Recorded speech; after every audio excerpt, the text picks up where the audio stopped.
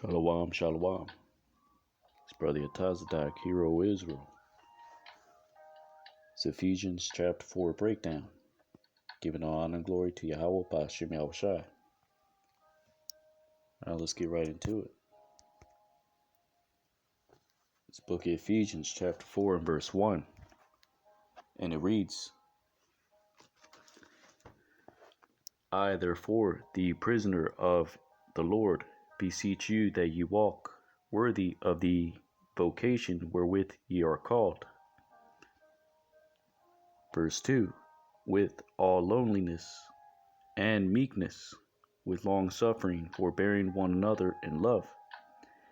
Now, what Paul is referencing to being of a lowly and meek behavior towards one another, he is speaking on these Jews and these Gentiles, which are Israelite foreigners, that were gathering together in these various churches. Because again, you had, many Jews coming up against these Israelite foreigners because they weren't practicing Jewry, and at this time, which were commanded through Yahushai to return to their former covenants and customs. So they despised their counterparts, which were these Israelite foreigners, and that was mainly through the direction of the rulers of the Jews, because you had their positions were given to them by the Romans. So the point is that you had these Israelite foreigners coming back into the fold, and also Jews that believed in Yahushua Mashiach, which were congregating in these churches. But like you read in the various accounts, you have many Jews coming up against this sect, and they call it a strange sect of believers, because there was the Jews, practicing Jews, which were in these churches, including Paul, which knew the law and the prophets, and you had these Israelite foreigners, which were unlearned in those things. So you had many people coming up against that, because those who were strict adherents, who had strict adherences to the law, they believed that these Israelite foreigners were cut off because they had not attended the Passover, and along with many other commandments contained in the law.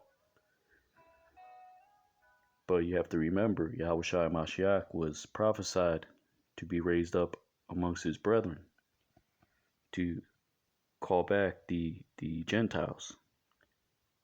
And ultimately, this is why Paul is instructing first those in this church, in the Ephesians, but also in the various congregations, because you have to keep in mind the accounts that you read are letters and epistles to those specific churches. But as I go further into the video, you're going to see that the examples and instructions that he gives are all similar, and they have the similar sentiment that he's giving to these various churches. So he's telling as instructions to be lowly and meek towards each other, to these various churches, because you had not just the Romans that were persecuting these those to believe in Hamashiach, but you also had their own people coming up against them. So this is why in Ephesians chapter 2 and verse 15, let's go to that precept.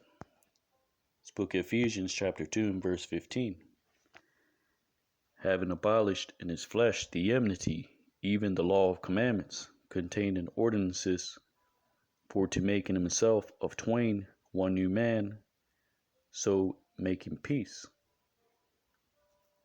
So the enmity was that, which was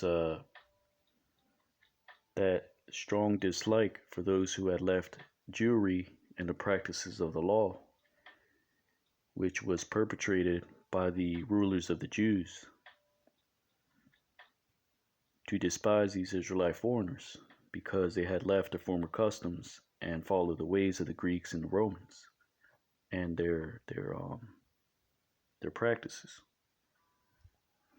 Verse 16, and that he might reconcile both unto God in one body by the cross, having slain the enmity thereby. So that was the purpose of Yahushua HaMashiach coming on the scene, not just to give instructions to these Jews and these Israelite foreigners concerning things to come, but also to proclaim the lost sheep, which is that's twofold, because you have Gentiles returning back to their former covenants and customs during the times of the Greeks and the Romans, which were these Gentiles, and also during this time you have those that are returning to their former practices and knowing that they're an Israelite, knowing they have to keep the law, things of that sort, knowing that these so-called religions are nothing but lies and filled with lies. So now that is twofold, that commission that Yahushua gave. So this is that enmity that Yahushua Mashiach came on the scene to proclaim the lost sheep to return, which are the Israelite foreigners, which are those that these Jews despised, which were, they're of the same people, of the same nation, same lineage. But you have that enmity going on during that time. So that was the reason for Yahushua Mashiach coming on the scene. Also to be appropriation for sins, because you had the temple which was to be destroyed in the near future during the siege of 70 AD. So this was a crucial time that Paul had to promote to these various churches a sort of lowliness to each other and a meekness, because you had their own people coming up against them, which were the Jews, which are Israelites, and you had the heathen coming up against them, which were the Romans. So this is why he's telling them to forbear each other with long suffering and to give love to each other, because these were crucial times back then. Now the same things have to come to pass today. This is why you have the multitude of our people that despise correction. They despise good things. Now we also have to provide a meekness and long suffering with them. We have to forbear that type of thing with our people today, because they just don't know any better, or they're stuck in their ways. Now let's move on to verse 3 in chapter 4.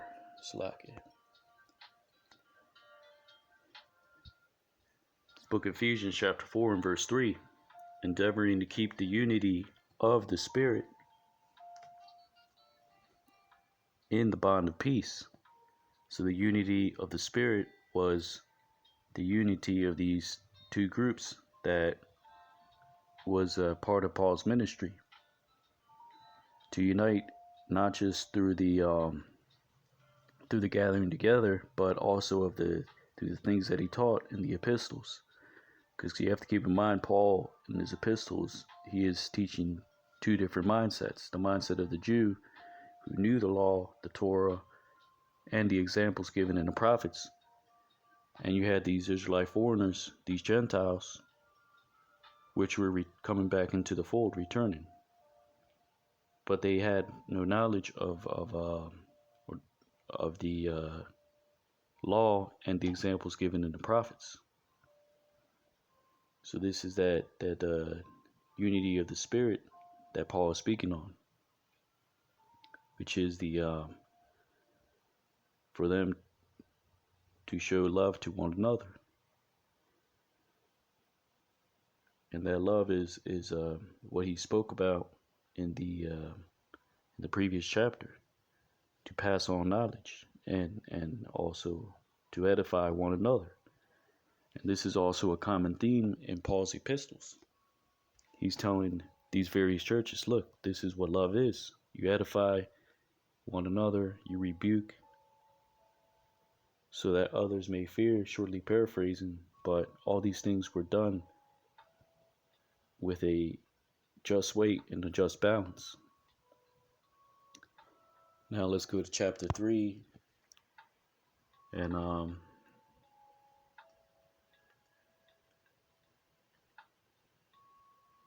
verse 19.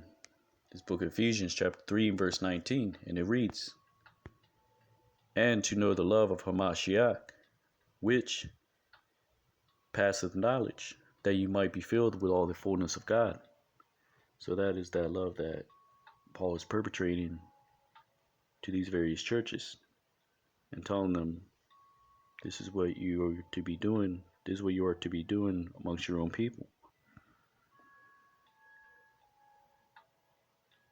Now let's go back to chapter 4 and verse 4. This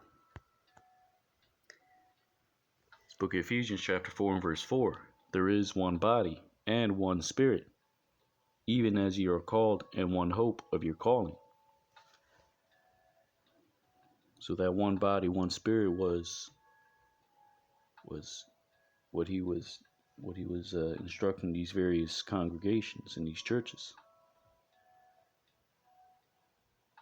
to have one body, one mind, and because with your mind you direct your body, and one spirit. The spirit is the spirit of truth. Doing things that are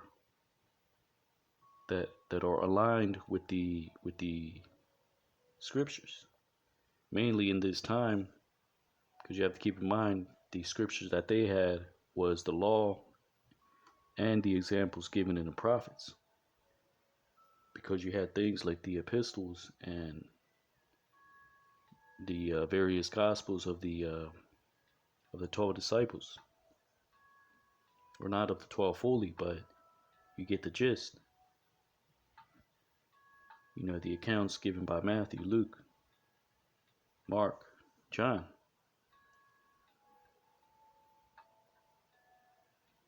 But the point is that Paul is speaking to these Ephesians, telling them there's one body, one mind, and one spirit. And when you come in the spirit of something, you're coming in a correct manner, which is without without any, I'm trying to see if I can get the right word, without any differentiation, meaning consistent. When you're consistent in a spirit, then you're coming in a consistent manner.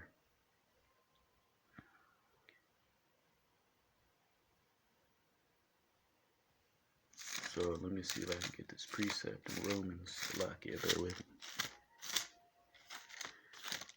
Not to get too off topic.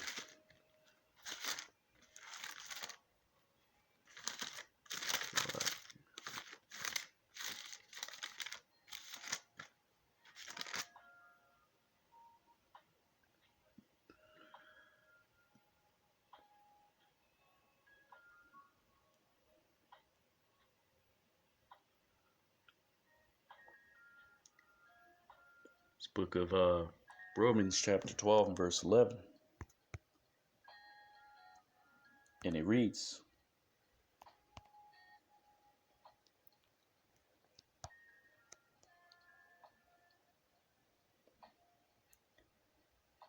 I'll start at verse 10 or verse 9. Let love be without dissimulation. Abhor that which is evil. Cleave to that which is good. So Paul is telling these various churches, cleave to to the good things, which are starting with the law and the prophets.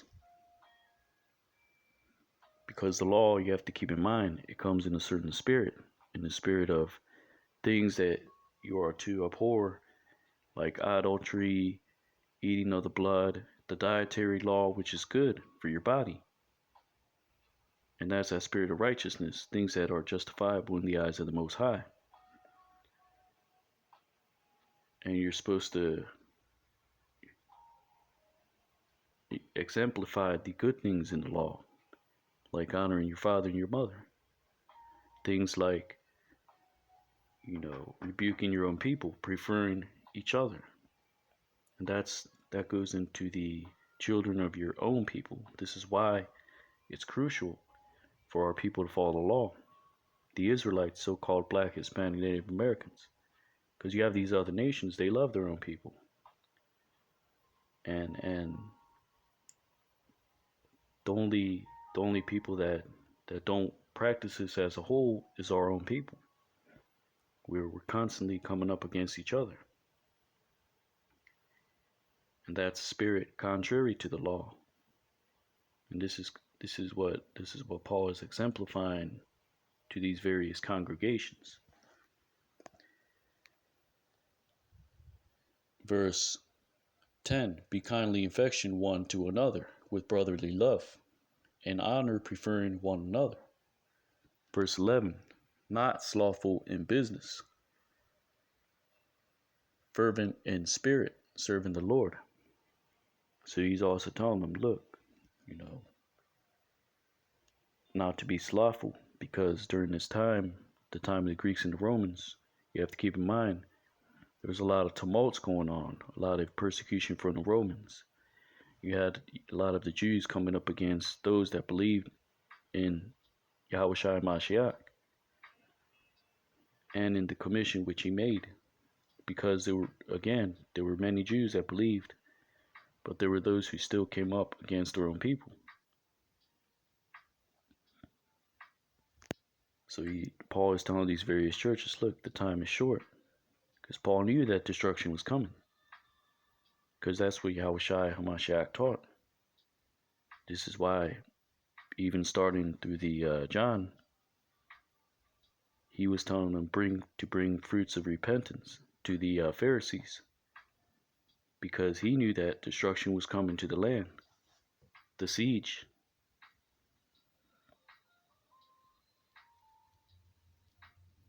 But not to stray off the subject, that was the point in Paul telling these various congregations not to be slothful and to be fervent in spirit. And a fervent spirit is something to where you're constantly focusing, you're constantly, finding ways essentially to stay on point, focusing. And you have a lot of people that are getting slothful in these last days, even now. Studying, getting breakdowns, and now is not the time to be slothful. You have to get the breakdowns while you still can.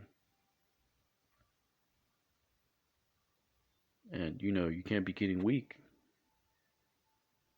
but you have to stay fervent, even in these days.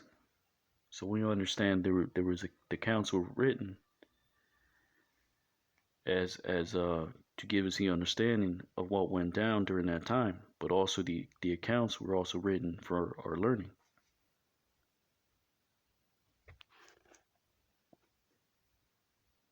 Now let's go back to Ephesians chapter 4 and verse 4. Book of Ephesians chapter 4 and verse 4. And it reads, there is one body and one spirit, even as ye are called in one hope of your calling. So one body, one spirit, one hope. This was what Paul was perpetrating amongst these various congregations, the unity, preferring each other over one another. Because again, that's what the law promotes. This is why the law was given to Israel, to build them up, so they can be that nation that is exemplified as being wise. Now our people despise that because these things, they because they despise good things. That's ultimately 2/3 of our people, which are they're not coming in the spirit of truth, but they come in the spirit of lies, deception, and they despise their own people. Now let's move on to verse 5. One Lord, one faith, one baptism. Verse 6. One God and Father of all, who is above all, and through all, and in you all.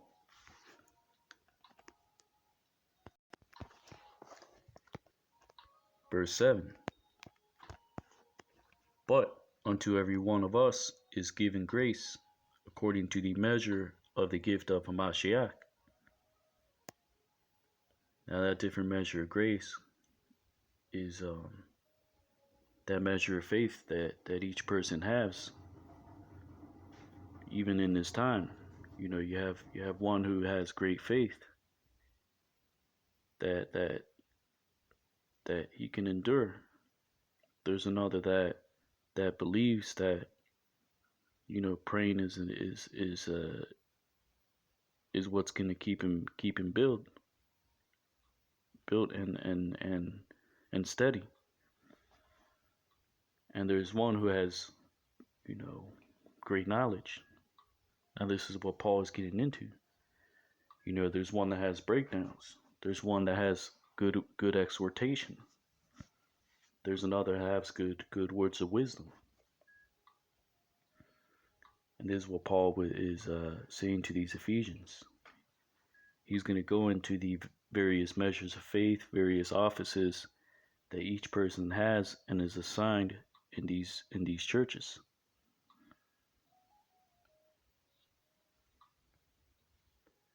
So let's read that again. But unto every one of us is given grace according to the measure of the gift of Mashiach. Now let's get an example in Romans chapter 4 and verse 6. Because again, you have some that they may have issues with things like lust or things like being steady in their studies. Some may be easily distracted. So this is that different measure of faith that each person has, according to the gift given them by the Lord. As the book of Romans chapter 4 and verse 6, even as David also describeth the blessedness of the man unto whom God imputed righteousness without works. Verse 7, saying, blessed are they whose iniquities are forgiven, and whose sins are covered. Verse 8, blessed is the man to whom the Lord will not impute sin.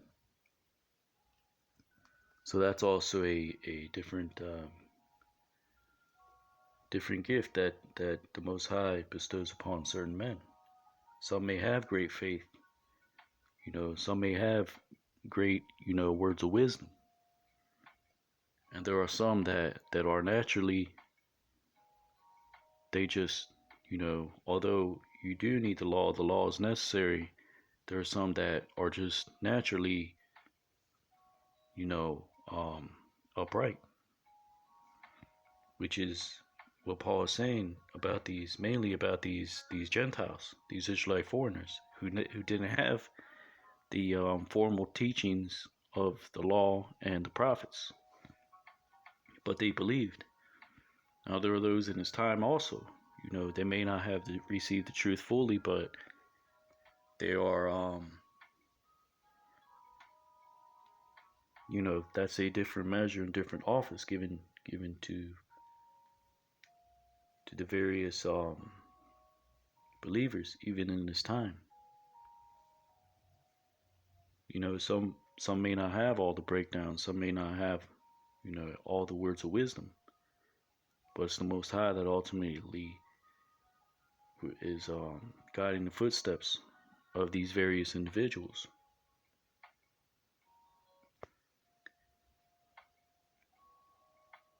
Now let's go back to the book of Ephesians 4 and verse 7.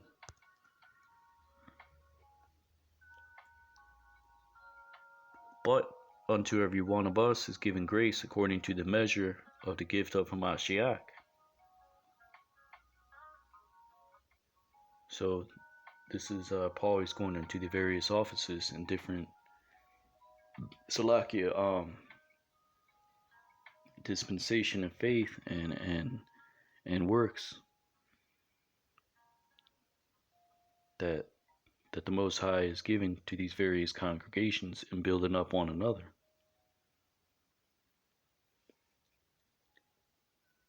Verse 8. Wherefore he saith, when he ascended up on high, he led captivity captive, and gave gifts unto men. So this is speaking on Yahushua Mashiach. When he ascended up, meaning when he was ultimately delivered and glorified, magnified as he ascended back into the third heavens. He essentially he conquered death because he had that great faith. And this is why it says led captivity captive, because we're all, and captive into our minds, and it's natural for us to fear death and to fear the unknown. But this is why, Yahushua Mashiach says he led captivity captive, because he conquered all these things. This is why he was given, the keys of death and hell. And ultimately, this is why the law was given to Israel, to perfect us. And that's the end all be all. The perfecting of the body and edifying. And to test the faith of the elect. Now there's the elect, the nation of Israel as a whole is the elect, but there's an elect inside the elect, which are the elect 1/3. The 2/3, they ultimately will deny the truth and be destroyed in the land of Babylon the Great. But you have the elect within the elect, which is the 1/3, starting with 144,000, 1/3. These are those that have these that great faith, great belief, and will ultimately go whatsoever the Lamb goeth, and hear his words. Now it says, verse 8, and gave gifts unto men. So ultimately, when Yahushua ascended, he left the gifts unto these various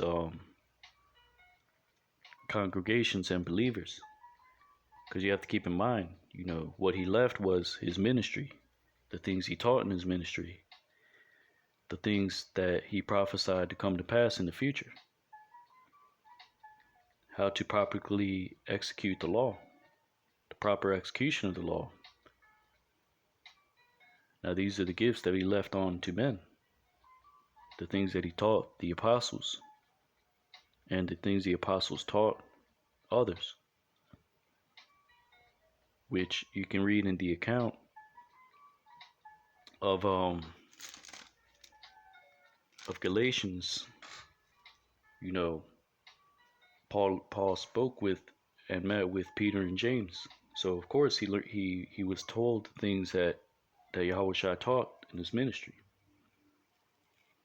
It's not far-fetched to say that. So these are the gifts that he's speaking on. The gifts are the accounts the parables that he gave and the explanations, the instructions. Now ultimately these things were the gifts that he left, you know, is even the word as a whole, starting from the law, from the prophets.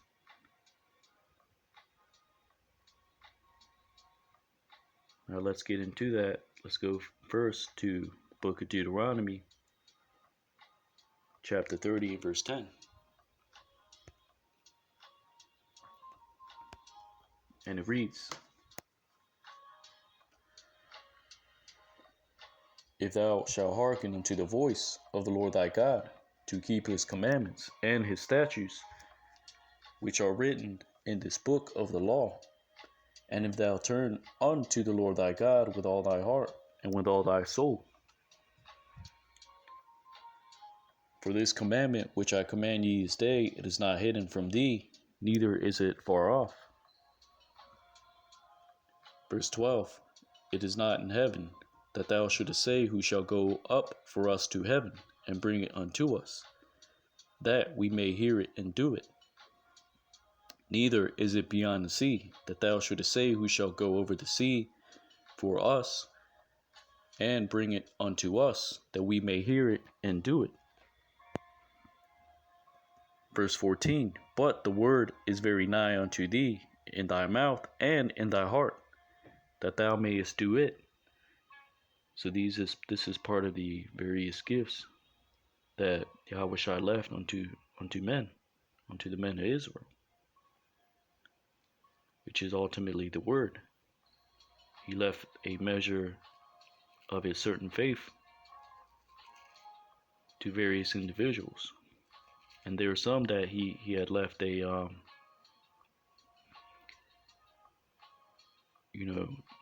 a certain righteousness without works, meaning without works of the law, but naturally working the things that are that are in the law, without being formally taught.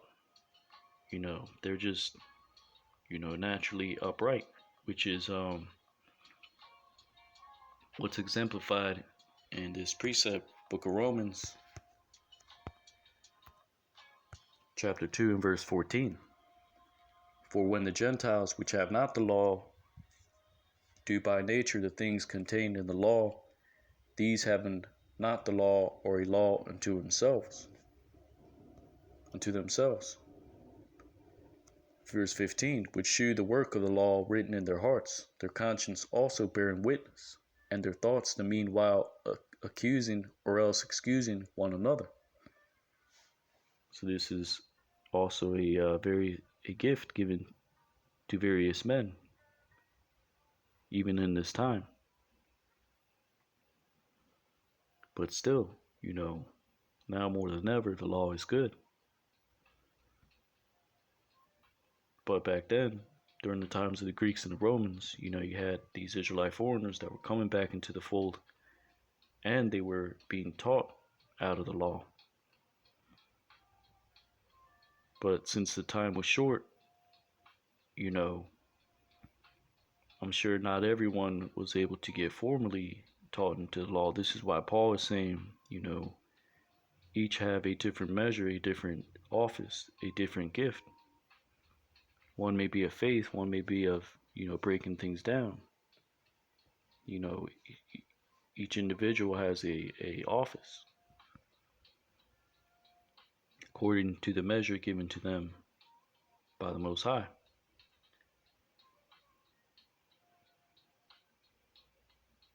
Now let's go back to Ephesians.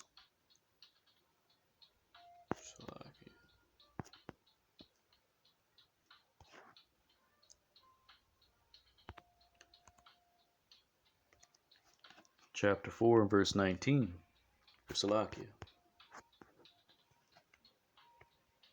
Verse 9. Now that he ascended, what is it but that he also descended first into the lower parts of the earth? Verse 10. He that descended is the same also that ascended up far above all heavens, that he might fill all things. So it's just essentially saying, Yahweh Shai Mashiach had to be declared not just in the realm of the living, but also in the spiritual world, and had to be magnified in both ways. In the physical realm, he was magnified as the first fruit, the beginning of creation. He had to, take on the seed of Abraham, like it says in the book of Hebrews, through his various incarnations. And he also had to be magnified in the spiritual realm through him being the Word and the beginning of the creation of the Most High. So in verse 9, that's why it says that he that ascended, what is he but that also ascended first into the lower parts of the earth? So he had to be presented as that prophet risen up amongst his brethren, so that when he ascends, he's magnified in the physical realm and in the spiritual realm. And the various gifts were not just given through his ministry, which was in the physical realm, but also in the spiritual realm, because ultimately he is the Word.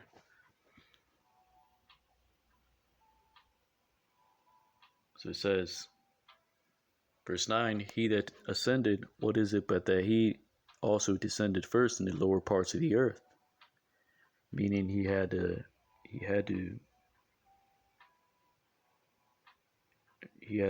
be raised up amongst his brethren and proclaim, the lost sheep of the house of Israel to return. And he also had to be declared as the Lamb of the Most High. And he was declared that through his ministry, through the revelation. Verse 10, he that descended is the same also that ascended far above all heavens, that he might fill all things. So it's just essentially saying he's the same one that had been in the beginning of creation, and was magnified in the spiritual realm, but had to be magnified in the physical realm, so that he might have the glory in both.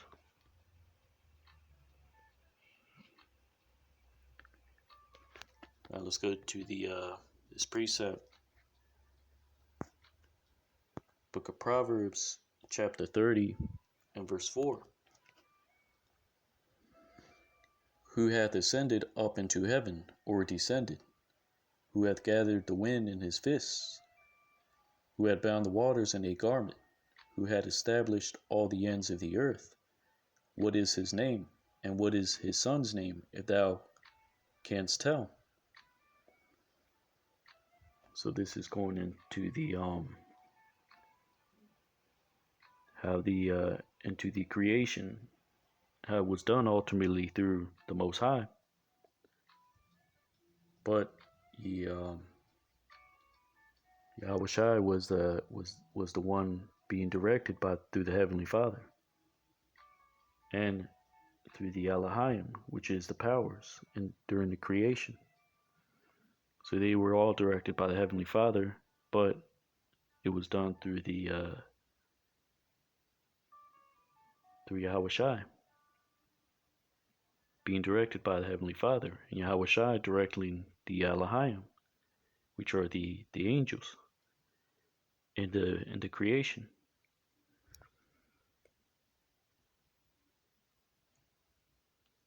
So this is who was prophesied to ascend, and also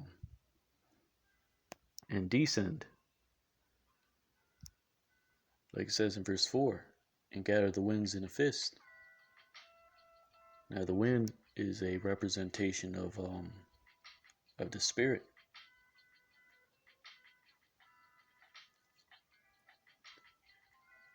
And it says, who had bound the waters in a garment. The waters is a representation of the waters in the heavens and the waters in the earth, saying who had established all the ends of the earth, because there's waters in the heavens and there's waters in the earth, and this is going into establishing the waters of the earth. So Yahushua had to be established in the waters in the heavens, and he had to establish the creation on earth. So the same thing had to be done. He had to be magnified in his ministry through the earth, and then return back into the heavens.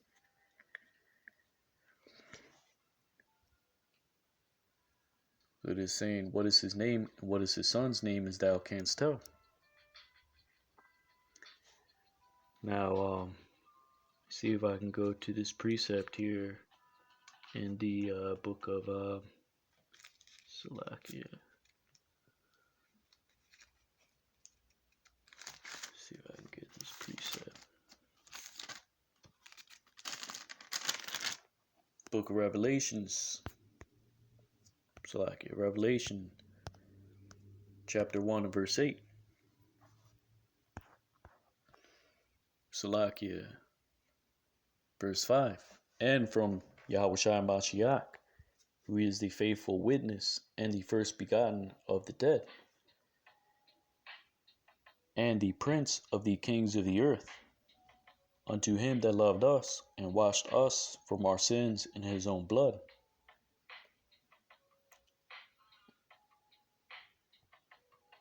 So Yahushua Mashiach, he is that faithful witness. Why? Because he was there from the beginning of creation.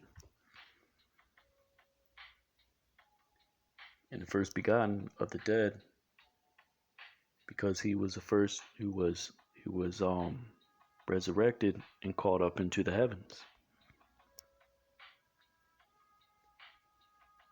so that he may be magnified also on earth, not just in the spiritual realm.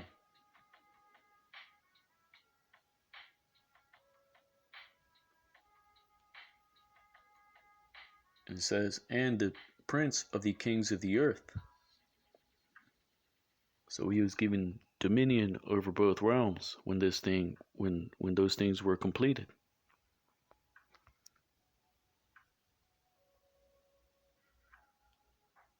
Unto him that loved us and washed us from our sins in his own blood. Let me see if I can get this other precept. Slack it, bear with me.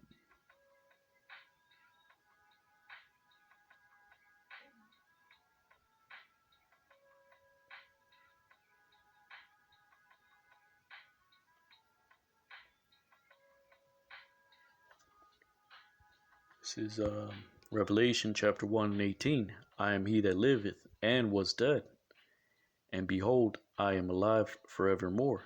Amen. And have the keys of hell and of death.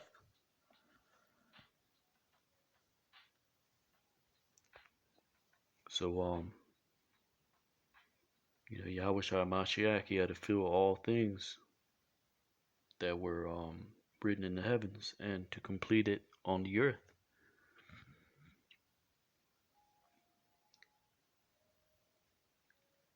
And also, let's go to Revelation chapter 3 and verse 14. And unto the angel of the church of Laodiceans write, these things saith the Amen, the faithful and true witness, the beginning of the creation of God. So the point is, Yahushua Mashiach was that beginning of the Most High's creation. amen, the faithful, the true witness. The true witness because he was there from the beginning. Now this is why he also ascended, and he's that same one that descended into the lower parts of the earth. That's the same one that ascended on high. Now keep in mind, I'm only bringing these precepts out to show you what it's saying in Ephesians 4 and 9, and to prove that Paul is teaching out of the law and the prophets.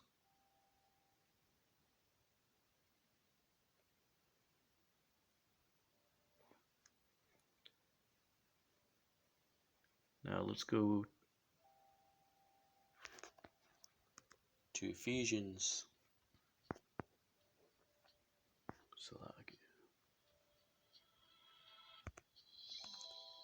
chapter 4 and verse 9. Or we'll go back to verse 8. Wherefore he saith, when he ascended up on high, he led captivity captive, and gave gifts unto men. See, these are the various gifts that Paul is speaking on. The various gifts are the gifts of, to certain individuals, a great amount of faith. And to other individuals, he gave them the gift of prophesying. Also, other individuals, he gave them the gift of words of wisdom. Others, he gave the gift of exhortation. Others, he gave them the gift of teaching. Now, this is the various gifts that Yahushua left when he like it says here in verse 8, ascended up on high, and ultimately when he conquered, hell and death.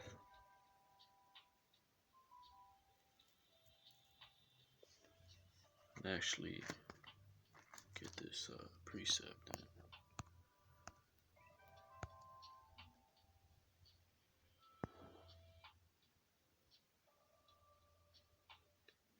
Revelation chapter 3 and 21. To him that overcometh will I grant to sit with me in my throne, even as I also overcame, and am set down with my Father in his throne. So again, Yahushua Mashiach, he's ultimately saying this to the elect, within the elect, the 1/3, starting with the 144,000. He's saying essentially the things that I overcame, you have to overcome too. And it may well have to be death. So you might have to be put to death for this, but that's the Most High's will. And overcoming hell is just speaking on the condition, that, because hell is not a physical place, or what is taught in mythology, in Greek mythology, Hades. It's not a place that you go to, and there's a in the spirit world, and Hades is there, and there's a furnace. That's not what it's talking about. It's talking about a state of mind, a state of being.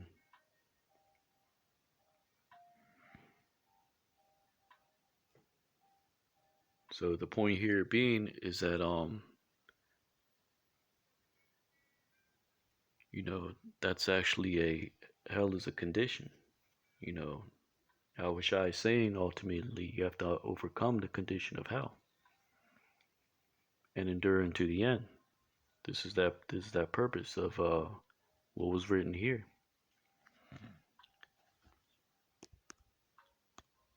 Now let's go back to Ephesians chapter 4 and verse 8.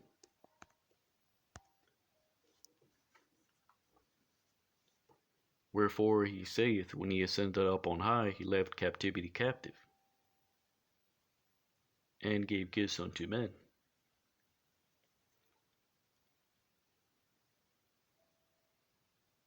So again, overcoming the things that Yahushua Mashiach overcame, you're only going to be able to do that through the gifts given unto you. Whether you may have great faith, whether you may have good words of wisdom, whether you may be able to receive wisdom, whether you may have good ways of exhortation, or others of prophesying, or others of edifying or rebuking. So each were given a different measure, different office. Now this is what it's going into, different offices. This is how you know that Paul, he's not just given different directions. All these things have a similar sentiment. And you'll see later in the video. But actually, to prove my point, let's go back to the book of Romans, chapter 12.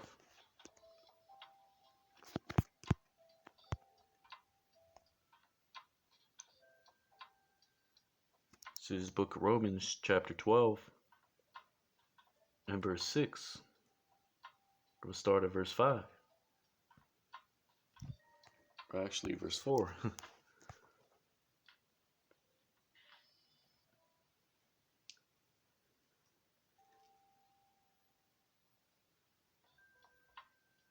Or actually, verse 2. And be not conformed to this world, but be ye transformed by the renewing of your mind, that ye may prove what is good, that acceptable and perfect will of the Most High. And how are you able to do that? Through the law and through the prophets, and also the accounts given in the epistles. But mainly what Paul is saying here is to these churches through the law and through the prophets, and through building up one another, and to know the perfect will of the Most High, because you know that through the law and through the examples given in the prophets, because the law tells you how Shai was that of your brethren to be raised up amongst your people, who you should follow, and the things that are commanded of him. This is why we have to keep the law. This is why the things that Paul is telling these various churches are the things that were taught, and he learned first through him having a knowledge of the law and the prophets, but then through the things that Yahushua taught to the disciples and the apostles. Because you have to keep in mind, Paul, he did meet up with James and Peter, and he taught them the things that Yahushua taught in his ministry. Although, Paul wasn't there during Yahushua's ministry. This is why Paul says he had a revelation, which wasn't taught by men, because the things he knew beforehand. And you can find this in the book of Ephesians. So let me see if I can.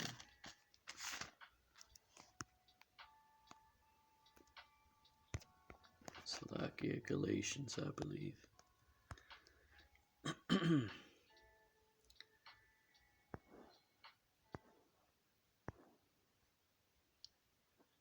This book of Galatians, chapter 1 and verse 11. But I certify you, brethren, that the gospel which was preached to me is not after man. For neither I received it of man, neither was I taught it, but by the revelation of Yahushua Mashiach. Because he was the son of a Pharisee, he was already formally introduced and learned in the law and the examples given in the prophets. So when he had met the apostles and disciples, mainly with Peter and James, who were directly taught under Yahushua Mashiach, he had learned the things that Yahushua Mashiach learned in his ministry, or taught in his ministry to the apostles and disciples. Salakia. So these are the things that he is also teaching to these to these various Jews and Gentiles in these churches. And that's that revelation he's talking about. Now, let's see. Let's go back to Romans 12. Let's see. 4.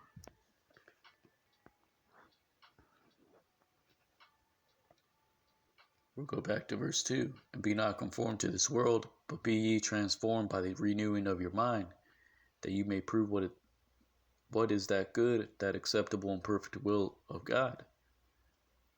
So you do that through the things given in the law and in the prophets. And this is what Paul is telling these various congregations. And also he was teaching them the examples given by Yahushua Mashiach.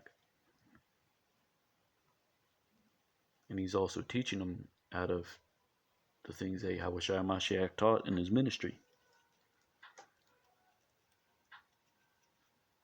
This is why, whether you say, he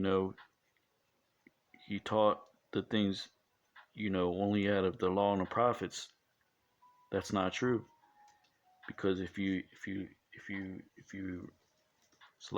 reading the epistles, you notice some things that he says are things that Yahushua Mashiach taught. Because Paul learned these things from James and Peter and the other apostles.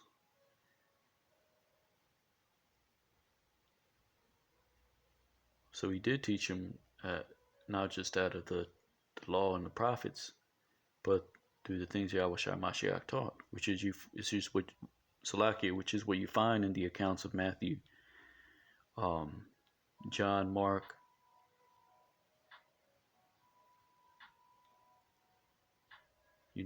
and especially in the book of Luke. So this is how you know the perfect will of the Most High. Through those things. And this is why it's important not just to know the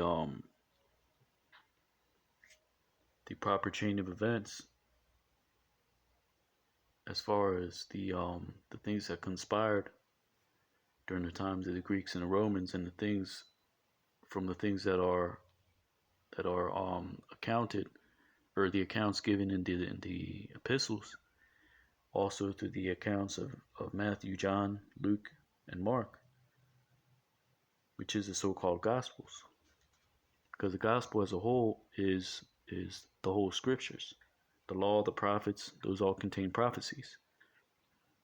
Yahushua Mashiach, he taught out of the law and the prophets, but he exemplified them through his ministry, which you can find the accounts of his ministry, which is really Matthew, John, Luke, and Mark.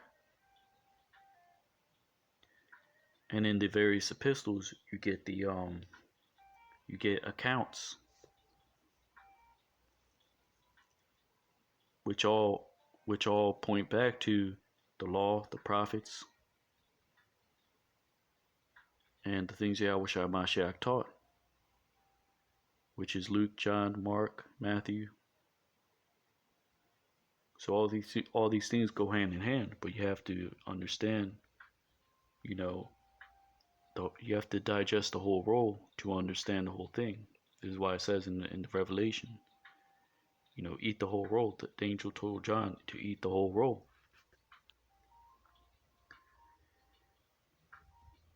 So Romans 12:2, and be not conformed to this world, but be transformed by renewing of your mind, that you may prove what is that good, that acceptable and perfect will of God. And that's through the whole roll.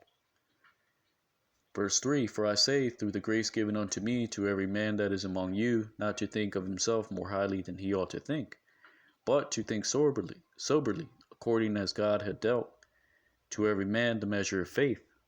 So there's that different measure of faith and gifts given unto men that Paul is referencing in Ephesians 4, starting with verse 8.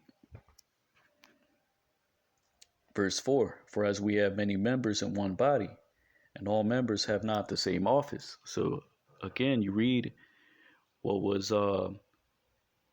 what was being referenced in Ephesians 4 and 4. Now, it wasn't referenced, I'm not referencing these in the same order, but the point is you have to piece together these things to get a good foundational understanding.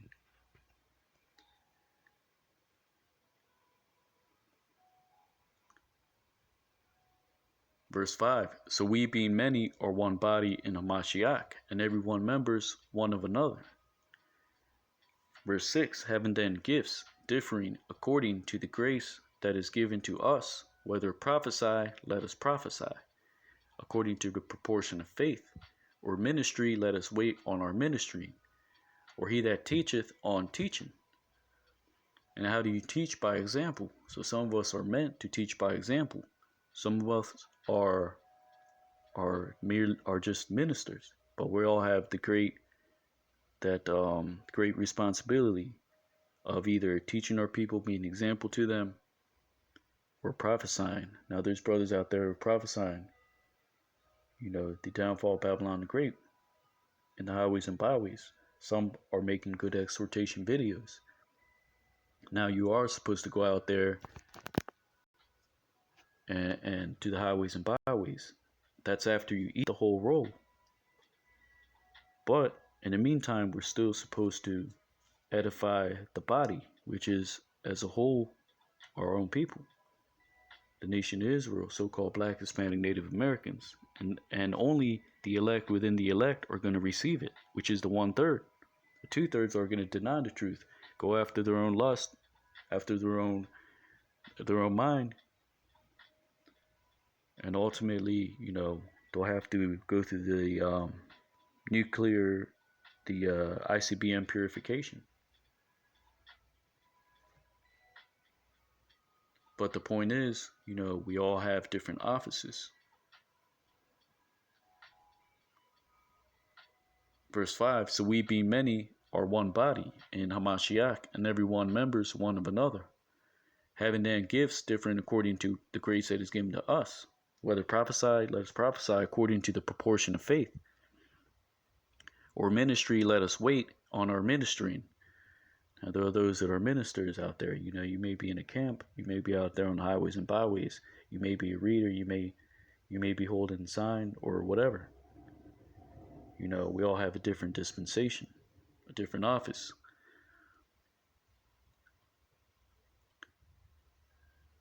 Verse 8, or he that exhorteth on exhortation. There's brothers that are out there making good exhortation videos. He that giveth, let him do it with simplicity. Now you can give in various ways. You can give alms. You can give, mercy to your own people, whatever the case may be.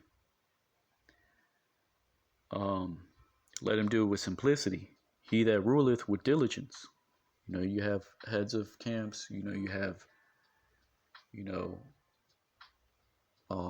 heads and elders. You got Elder Apostle Tahar, GMS. You got Chief Priest Salazar. You got the Deacon Haka and Sakari. These are all good rulers, and double honors to them, because these brothers, they rule well.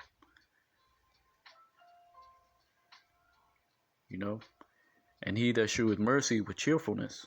You show mercy, to your people, and you do it when you can, if you're not rebuking them.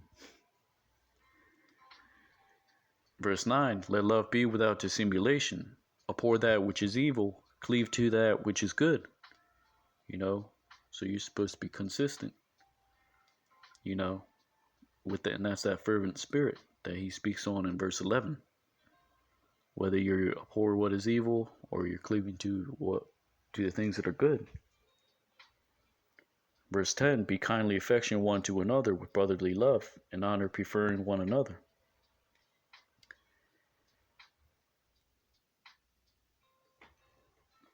Now that's that point that Paul is referencing on the gifts given unto men.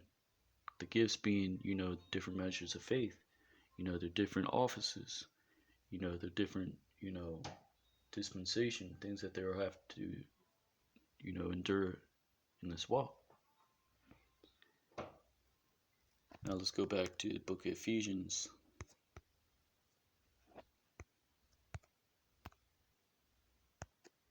chapter 4 and verse 9. Now he that ascended, what is it but that he also descended first into the lower parts of the earth? He that descended is the same that also ascended far up above all heavens, that he might fill all things. So whether Yahushua Mashiach, when he ascended into the earth, or descended into the earth, he left the gifts unto men, which is, the things that he's taught in his ministry. And he gave those offices to the various people that you read about in the epistles and in the accounts. These are the gifts, and that's what it goes into, different offices, the different things he left, the different examples that he left. And through the things accounts that he left those to the apostles and the prophets. And this was all ultimately to edify and build up the nation of Israel. And we'll read further on. And also, it goes into the different gifts each individual is given, whether words of wisdom, whether, great faith, whether, in abstaining from sin. Each person is given their measure.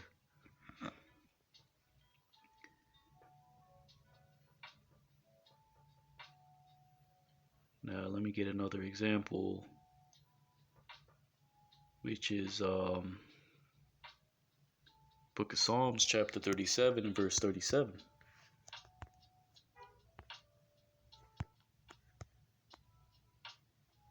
And it reads,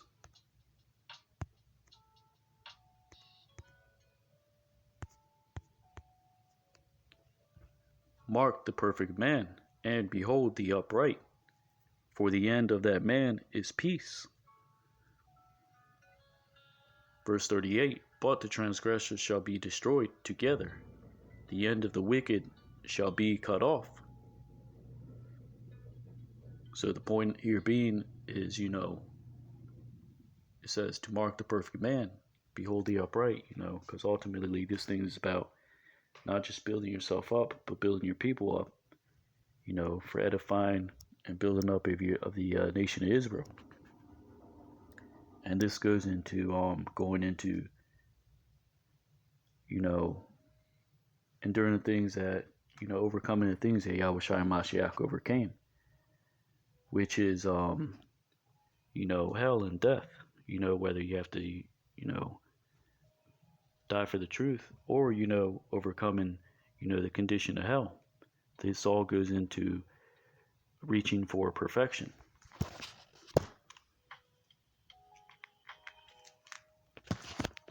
Now, not everyone is going to receive this, but, those who will receive it will receive it.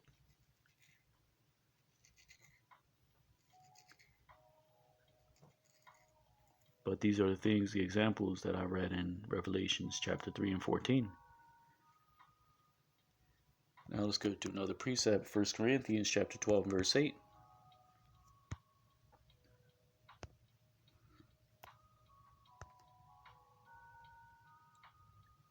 "For to one is given by the Spirit the word of wisdom, to another the word of knowledge by the same Spirit."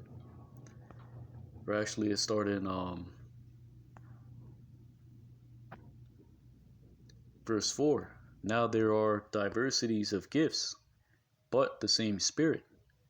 And there are differences of administrations, by the same Lord." Verse 6. "And there are diversities of operations, but it is the same God which worketh in all." Verse 7.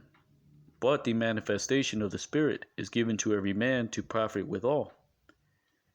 For to one is given by the Spirit the word of wisdom, to another the word of knowledge by the same Spirit, to another faith by the same Spirit, to another the gifts of healing by the same Spirit, to another the working of miracles, to another prophesy,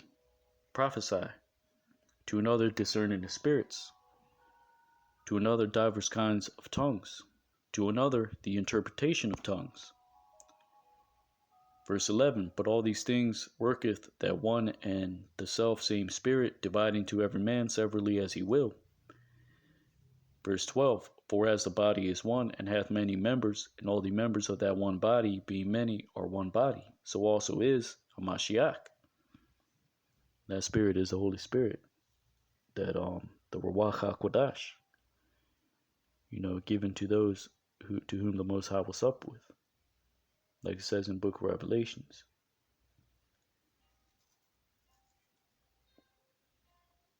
Verse 13, for by one Spirit are we all baptized into one body, whether we be Jews or Gentiles, whether we be bond or free, and have been all made to drink into one Spirit. So again, the point is here is that in Ephesians chapter 4 and verse 8, Paul is going into the different gifts, that the Spirit, is given unto men.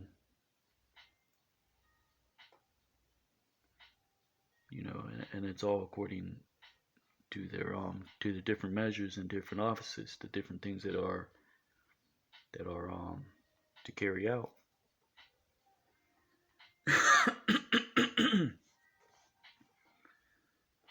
And ultimately, this is for the to build up the nation.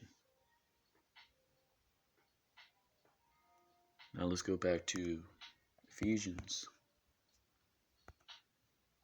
chapter 4 and verse 11.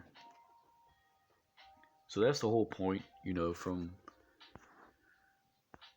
verses 9 to 10. It's just saying Yahushua Mashiach, he ascended, he the same who descended into the earth, left gifts as far as the things that he taught, things in his ministry. He's that same one that ascended on high into the third heavens, and in the third heavens is where everything started. Everything was patterned in the heavens. It's just being played out on the earth,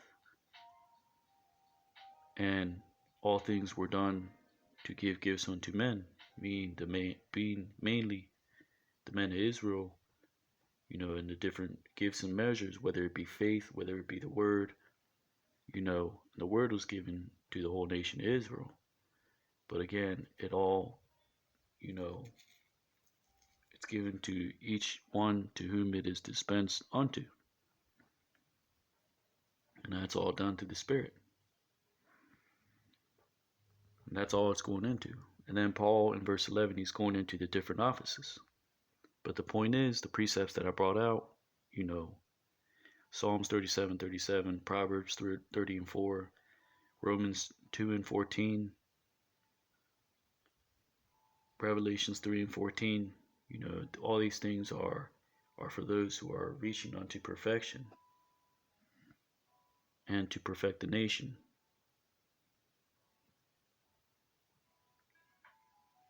And this is done through the various offices, whether you're in the camp, you're out there prophesying, you're doing breakdowns, you're doing exhortation videos, and that's all done through the Spirit and power of Yahweh Ba'ashim Yahushai. And according to each person's office. So there's always a thing, there's always work to be done. And it's always being done and carried out, because it's all just being played out after it's been patterned in the heavens.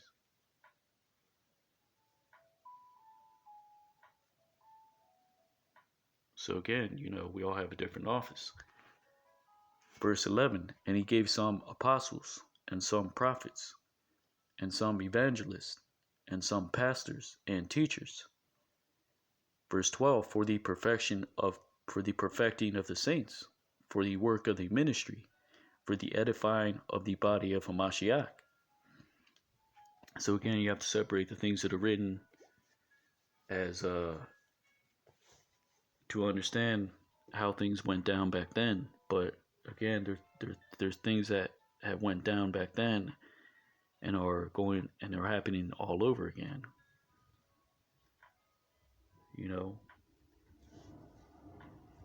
because there's nothing new under the sun. All these things are pattern, of things that are to come to pass. This is why in verse 2, Paul said,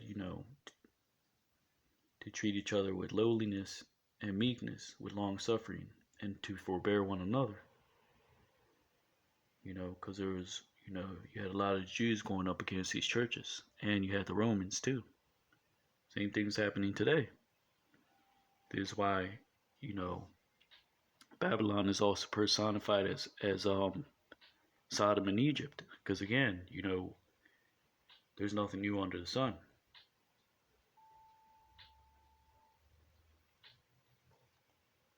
So not only did Yahweh Bashim Yahushai, he gave to some apostles and prophets, which were, the disciples and the apostles, to teach these various churches, even through Paul, these various churches, the things that Yahushai Hamashiach taught in his ministry, and to teach these Jews and unify these Jews and these Gentiles, these Jews and these Israelite foreigners, to edify the body, which is ultimately the whole nation of Israel. Whether you're Jew, whether you're Gentile, whether you're bond, whether you're free, like I read. Because there were those, there were Jews that, they were free, like Paul. There were those that were under bondage, even under the Romans. You have to keep in mind that's what it's talking about. It's not talking about, not everything that you read is just automatically applies to you and applies to today. But there are some things that do apply to today. Because there are apostles, there are prophets today, and the same prophets that were back then. Evangelists, some are teachers. But it's all for the perfecting of the body of Yahshua Allah. Verse 12. For the perfecting of the saints, for the work of the ministry, for the edifying of the body of Hamashiach. Verse 13. Till we all come in the unity of the faith, and of the knowledge of the Son of God, unto a perfect man. So that you see the constant theme also. Perfection. You have to strive for perfection. You have to overcome the things that Yahushua Mashiach overcame. And that's ultimately the elect within the elect. Those who are going to endure to the end, even unto death. Yahweh Yahushua said, strive for the truth unto death, and I will fight for thee.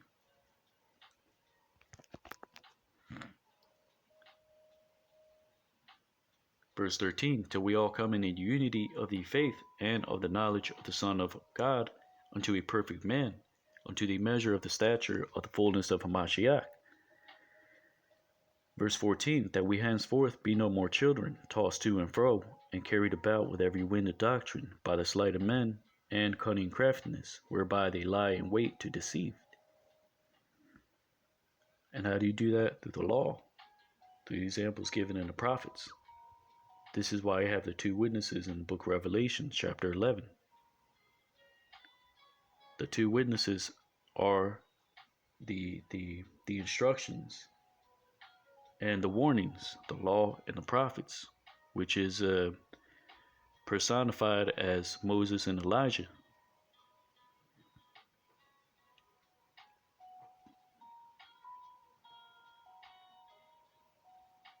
Verse 15, but speaking the truth in love may grow up into him in all things, which is the head, even Hamashiach, and also the tutors and governors. That's what Paul spoke about also to these various churches, because he had that same understanding that the law and the prophets, which is the instructions and the warnings, because the warnings and the prophets are the prophecies that were given to the Heavenly Father about things that have to come to pass.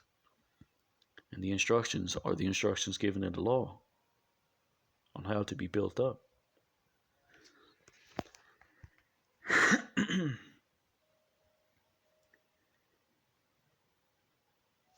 Verse 16, or actually, let me go to chapter 3 and verse 19. Book of Ephesians chapter 3 and verse 19. And to know the love of Mashiach, which passes knowledge, that ye might be filled with all the fullness of God. And the whole fullness is the whole roll. And after you digest the whole roll, you get all the breakdowns. You're supposed to go out there and prophesy. But in the meantime, it doesn't say that you're not commanded to build up your people, whether you do it by example, whether you do it through your conduct, whether you do it through rebuking, whether you do it through exhortation videos, whatever the case may be. Each is according to the gifts given of Hamashiach. This is what Paul was going into in Ephesians 4 and 8. Him giving gifts unto men, and you only do that through digesting the whole roll, and through studying, getting the breakdowns, praying, fasting, being diligent, not slothful, always meditating on the scriptures, striving for perfection, because ultimately that's for the whole nation. You have to endure all things for the elect's sake, whoever they are, because nobody knows who they are. But you have to endure all things for the elect.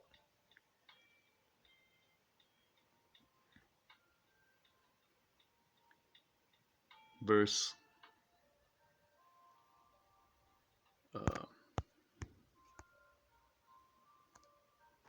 14, or verse 15. But speaking the truth in love may grow up into him in all things, which is the head, even Hamashiach. Because again, the Hamashiach was always the head, and the Father is the head of all, which is Yahweh, which is that order has always lasted even in the beginning of creation, because God has no beginning. Yahweh lasted means he is, and he existed. Is why in Revelations, let me see if I can get that precept.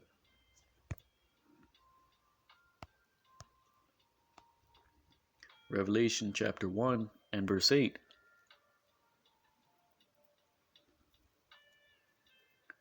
I am Alpha and Omega, the beginning and the ending, saith the Lord, which is, and which was, and which is to come, the Almighty. And that's Yahweh, because he was, he is, and he always existed. But the point here being is that in Ephesians 4 and 15 is growing into all things, and even into the head, Salakia, even into the head, which is Hamashiach. Because Yahushai, Mashiach, was always the head at the beginning of creation.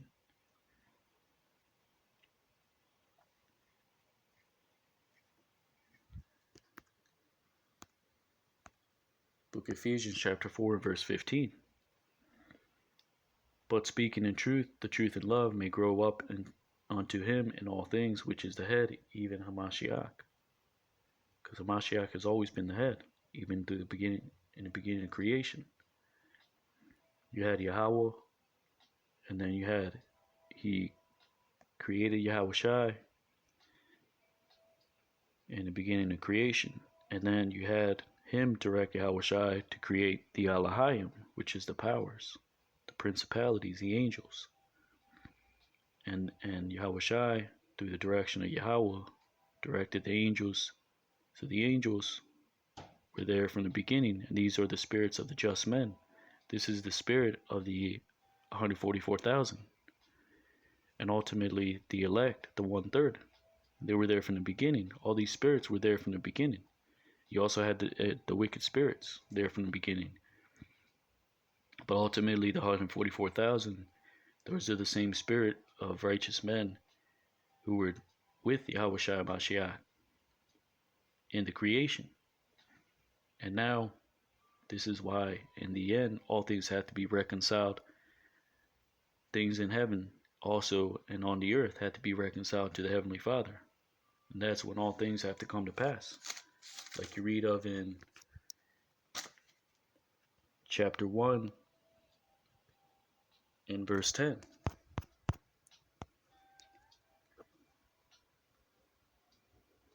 Ephesians chapter 1, and I'll start at verse 9. Having made known unto us the mystery of his will, according to his good pleasure, which he hath purposed in himself, that in the dispensation of the fullness of times he might gather together in one all things in Hamashiach, both which are in heaven and which are on earth, even in him.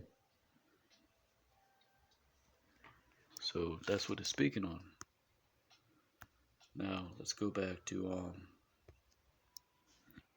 chapter 4, just for time's sake.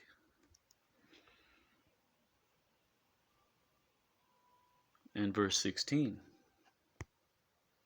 We're just going to move on.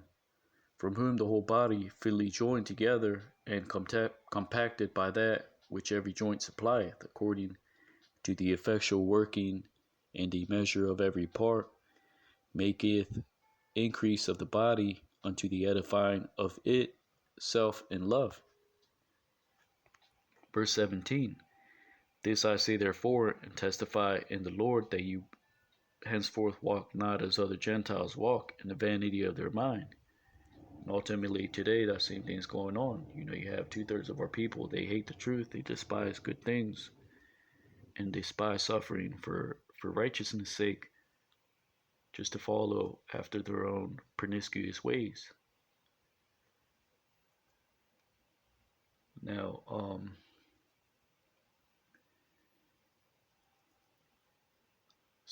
but those who obey the truth and who hear the Lamb's voice, they're going to stay in that one body and one spirit, like it says in verse 4, being in one mind and in one spirit.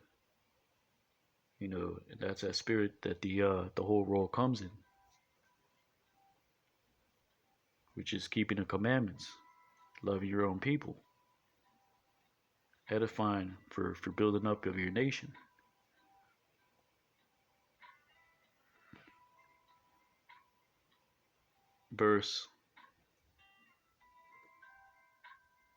Let's go to Ephesians chapter 3 and 6. That the Gentiles should be fellow heirs and of the same body, and partakers of his promise in Hamashiach by the gospel. So what Paul was doing in this time, he was uniting these two groups.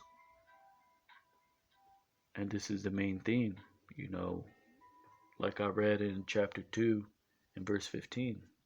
Paul is saying, this is why Yahushua came to reconcile both groups, to stop them from having that enmity, that difference. And you still see that today, between our black and brown brothers and sisters. But let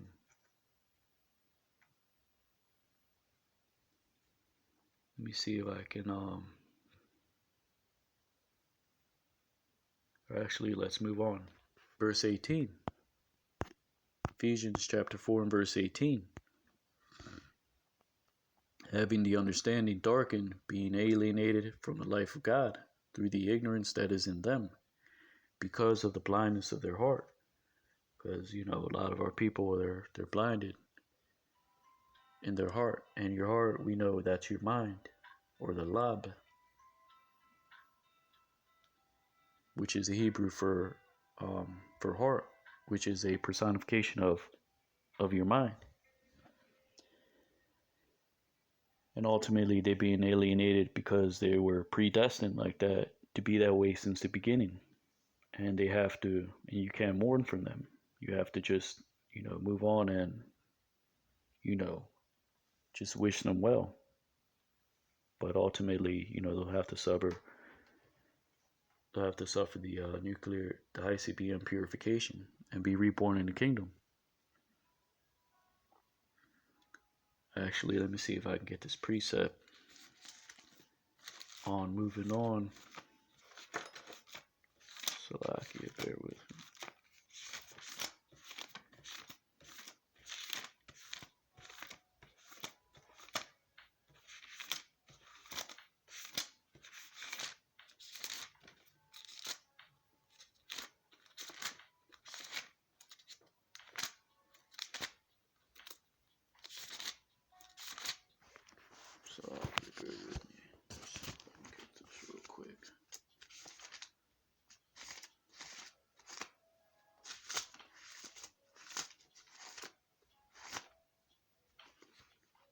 book of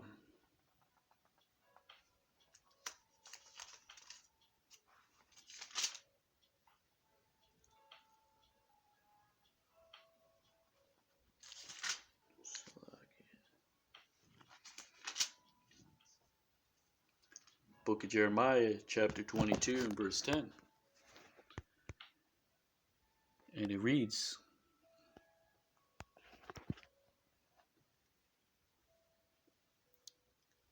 "Weep ye not for the dead, neither bemoan him, but weep sore for him that goeth away, for he shall return no more, nor see his native country."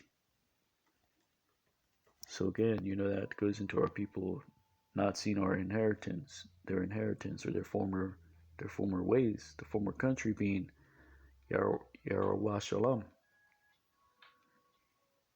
That's Jerusalem, and that's, ultimately they're not going to go back to their former covenants and customs. So you can't bemoan them. You just got to let them, go into their own destruction, and you can't have pity on them. You can pray for them because you're supposed to pray for the whole nation. But again, you can't really stress over that. And that's the point. That let's go back to Ephesians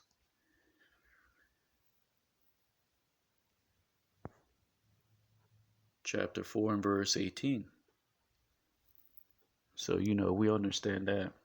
But that's speaking on, also these Israelite foreigners, those who didn't obey the truth and didn't return back to their former covenants and customs during this time.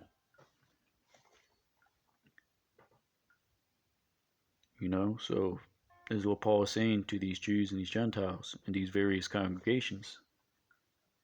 He's saying to walk not in the vanity of your mind like these other Israelite foreigners are still doing during the times of the Romans and the Greeks. And we know the same things happening today.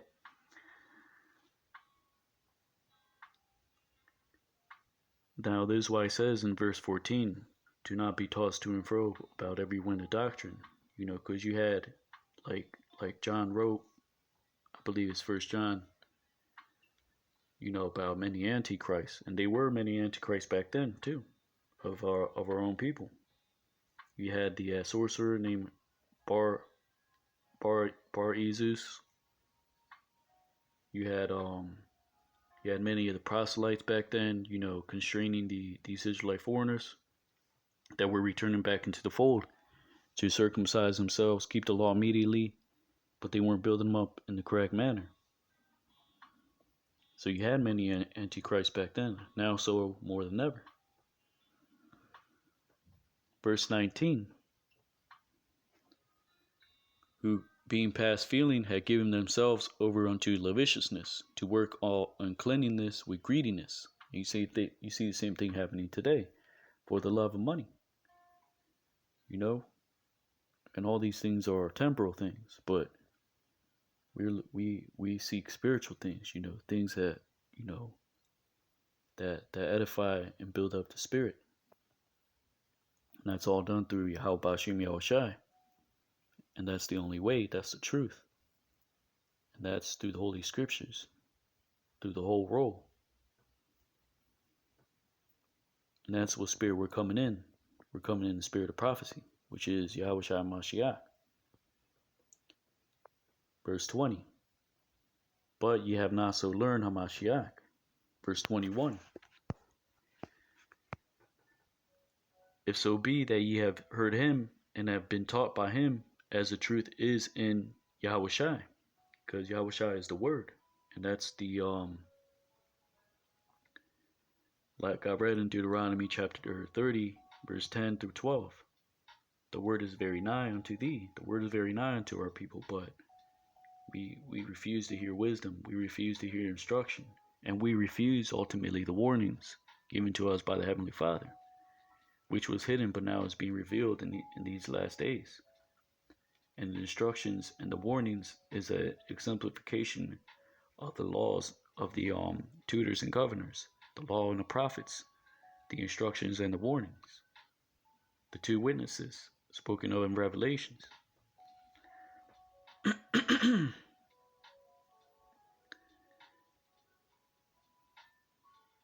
And that's ultimately through the whole role.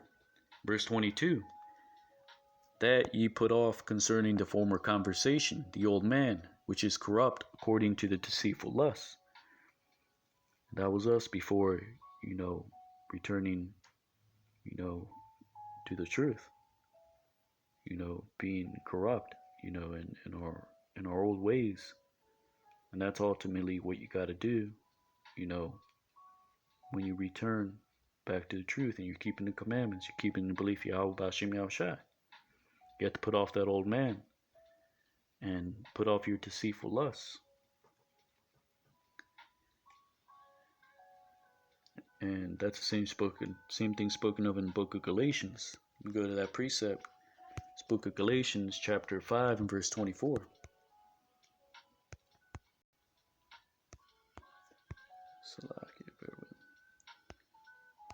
Book of Galatians, chapter 5 and verse 24. And it reads,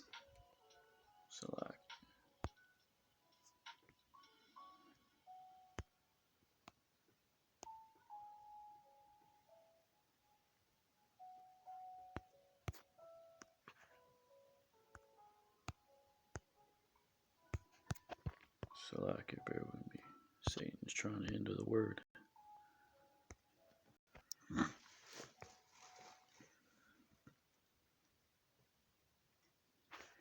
Book of Galatians, chapter 5 and verse 24.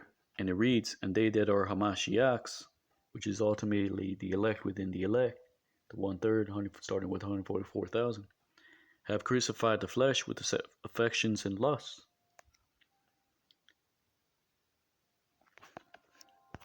This book of Galatians, chapter 6 and verse 15. For in Hamashiach Yahushai neither circumcision availeth anything, nor uncircumcision. So Paul is not teaching not to circumcise yourself to these Jews and these Gentiles during this time. But what he's saying, the point is to be built up in the correct manner and to put off the former things that not only were taught by these Jews to these practicing Jews, things like the Corban tradition and their vain traditions, and hypocrisies like despising these Israelite foreigners, but also these Gentiles who were walking after the ways of the Greeks and the Romans. The new creature being returning and doing things as commanded in the law and the prophets. For in Hamashiach Yahushai neither circumcision availeth anything, nor uncircumcision, but a new creature. So that's the whole point. Ephesians chapter 4 and verse 23. And be renewed in the spirit of your mind, because all these things start with your mind first. This is why in the book of Jeremiah says the heart is deceitful above all things, because your heart is your mind, and your mind can be deceiving if you're not built up in the correct manner. If you're not constantly meditating on righteous things, which is things contained in the law and the prophets, because there are righteous examples in the prophets. As you can see, Paul constantly is bringing up the law and the prophets. And even the prophets brought up things in the law. Verse 24, and that ye put on the new man, which is after God, is created in righteousness and true holiness. Verse 25, wherefore putting away lying, speak every man truth with his neighbor, for we are members one of another. As stated in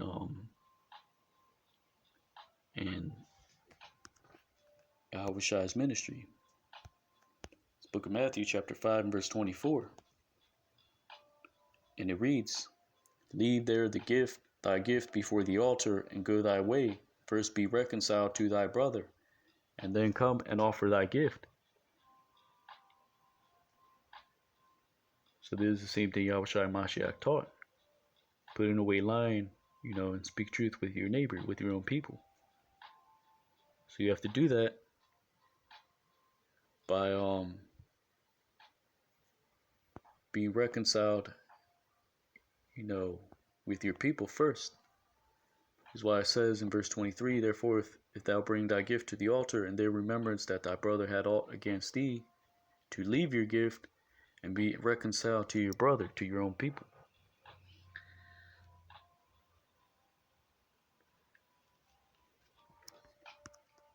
Book of Ephesians chapter 4 and verse 26. Be ye angry and sin not. Let not the sun go down upon your wrath. So to get the understanding, to get a proper understanding, let's go into the translation for what that is implying. Now this is from the Amplified Bible translation. Ephesians chapter 4 and verse 26. Be angry at sin, at immorality, at injustice, at ungodly behavior. Yet do not sin. Do not let your anger cause you shame, nor allow it to last until the sun goes down, starting first with your own people. And with these other nations, sometimes you got to have patience because, you know, these heathens are just trying to get you to react or rile you up. Ultimately, you know, that kind of stuff is bad for your health.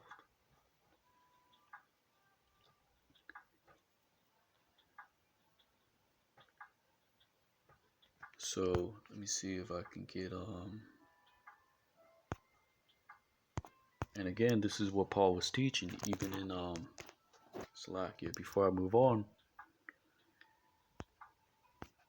this is what he was talking about, Paul in Ephesians chapter 3 and verse 9, and to make all men see what is the fellowship of the mystery, which from the beginning of the world hath been hidden God, who created all things by Yahushua Mashiach. Now that mystery, you know, is, you know, ultimately the whole the understanding of the whole role. But if you go into the etymology of mystery, it's going into a secret doctrine. The secret doctrine is the writings, starting with the law and the prophets, and how they were written in code, even the prophecies, and then the epistles written in code as part of a secret doctrine to reveal the things to the nation of Israel, starting with the elect within the elect, or starting with the 144,000, then the elect within the elect, to obey the truth in the last days.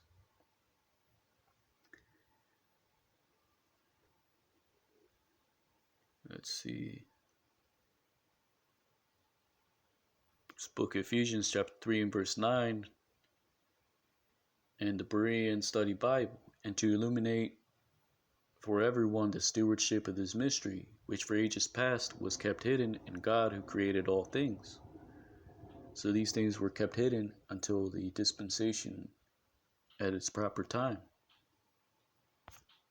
This is why the word had to be printed and sent throughout the whole four corners of the earth, because those who receive it will ultimately be those of the elect within the elect. And this is that secret doctrine, that mystery. It says mystery, mysterio, from a derivative of muo, a secret or mystery. Mysterion, a mystery or secret doctrine. The counsels of God, one hidden but now revealed in the gospel or some fact thereof, the Christian revelation, particular truths and details of the Christian revelation.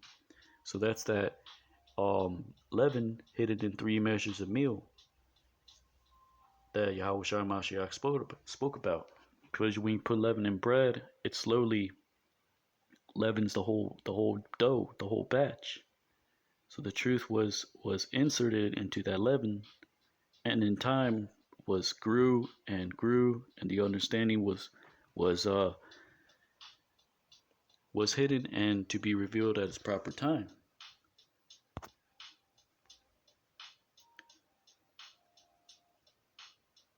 It says From classical Greek, menander, plural generally, mysteries, religious secrets. Confided only to the initiated, not to be communicated by them to ordinary mortals. A hidden or secret thing, not obvious to understanding. A hidden purpose or counsel, secret will. A hidden purpose or counsel, secret will.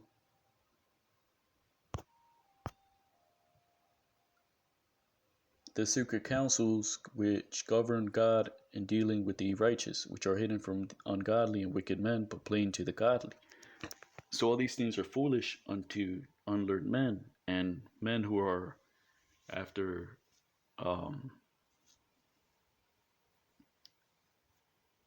their own lust.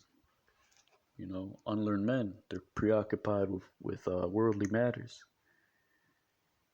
But we are, the elect within the elect, and I say we because, if you believe you are, then ultimately we're striving, you know, to be part of that number. But if not, well, we tried and we went out, and if we die for this truth, then so be it.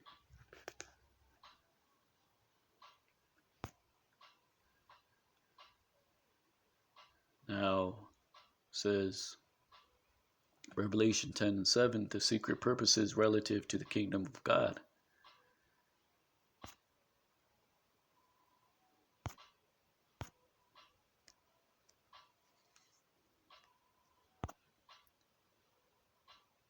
So this is from Luke chapter 13 verse 21.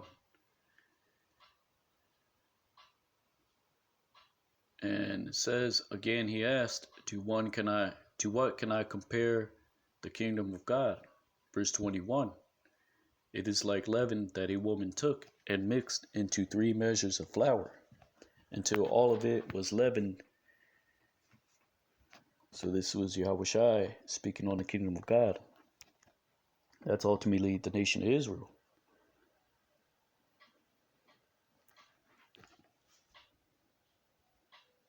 And in these last days, the leaven is completing. So if you go into the commentary, this is from Bible Hub. It is like leaven which a woman took and hid in 3 measures of meal till the whole was leavened. The first of these 2 little parables of the kingdom, the mustard seed, portrayed its strangely rapid growth. The second, the leaven, treats of the mighty inward transformation which the kingdom of God will effect in the hearts of men and women. Chemically speaking, leaven is a lump of sour dough in which putrefaction has begun, and on being introduced into a far greater mass of fresh dough, produces by contagion a similar condition into the greater bulk with which it comes in contact. The result of the contact, however, is that the mass of dough acted upon by the little lump of leaven becomes a wholesome, agreeable food for men. It was singularly striking and powerful simile, this little commonplace comparison, and exactly imagine the future progress of the kingdom. Quietly, silently, the doctrine of the Master made its way into the hearts and homes of men.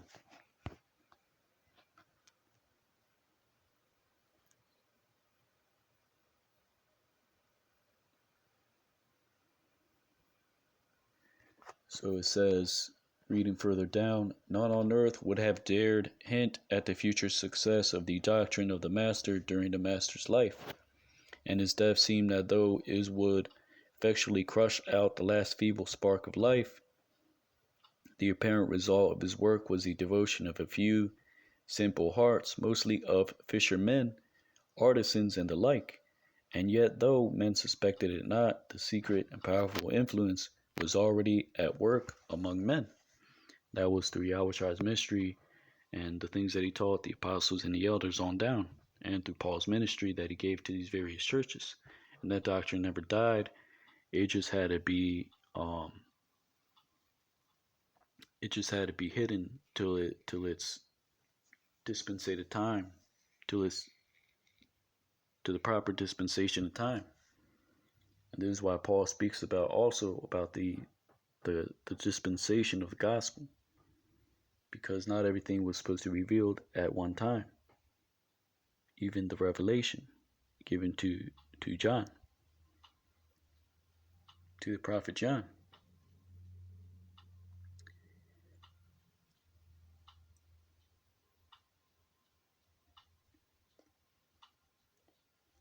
It says, reading on down, in a century and a half after the strange leaven parable had been spoken, the whole civilized world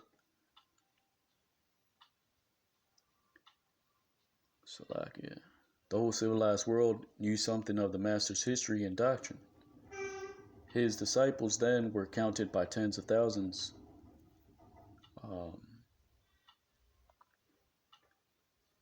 In 3 measures a meal. Reading on down, perhaps referring here to the well-known division of man into body. Well, that's nonsense. That's philosophy, because there's no precept on that. So reading on down, this is why you have to have spiritual discernment. More likely, however, the number 3 is used as a symbol of completeness, signifying that the divine purpose was them influencing the whole mass of mankind. And that's not correct either, because salvation is ultimately for Israel, and these other nations are going into slavery. And Esau is going to be, eradicated. He's going to go extinct after the first 1,000-year timeline. For those who have ears to hear, till the whole was leavened.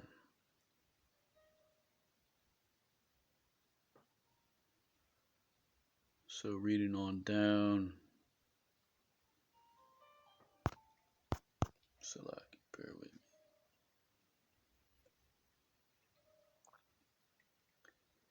Be this, however, as it may, the drift of both these parables of the kingdom distinctly points to a slow yet a progressive development of true religion. And the word religion is a wide terminology. Religion, the word itself, is man-made. There's no religion, but there is the true believers, which are the Israelites, so-called Black, Hispanic, Native Americans. Religion is nothing but lies, and that's the wide way that Yahushua Mashiach spoke about. The straight and narrow is the salvation for the elect within the elect, and the true doctrine is the doctrine of Yahweh Bashim Yahushua, and that's the whole role.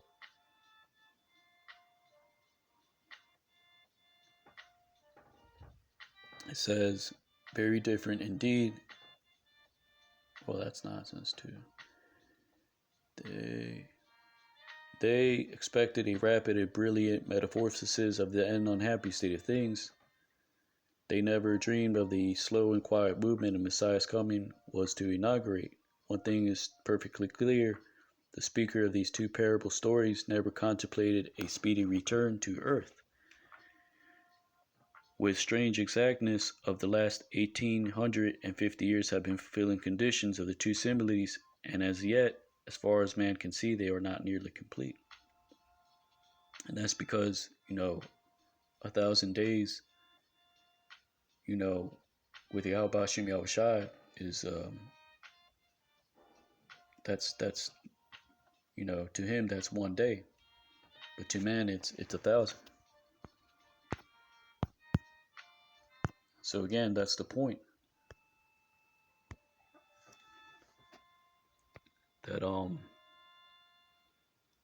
That is spoke about in chapter 3.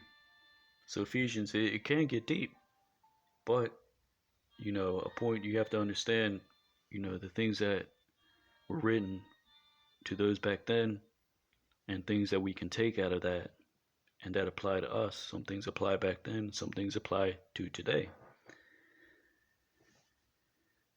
So let's go back to chapter 4 and verse 26. Be ye angry and sin not. Let the Let not the sun go down upon your wrath. So you're supposed to be angry at immorality, things contrary to truth. But you're not supposed to, you're supposed to have a just weight and just balance, meaning you can't let your anger get to you. And you have to know a time to keep silent and a time to rebuke. Let not the sun go down upon your wrath. Verse 27, neither give place to the devil, to these heathens. Because you had, even our people, they were perpetrating heathenism and, you know, and and these, and, those are the Romans, because they are actual devils. Verse 28, so verse 27 says, don't give place to your anger, be angry, because the oppression maketh the wise man mad, but you have to know how to handle those things. For example, let's go to Ecclesiastes, and this is actually taking longer than I expected. Lord willing, I can finish up this lesson right here. It's book Ecclesiastes chapter 7 and verse 2.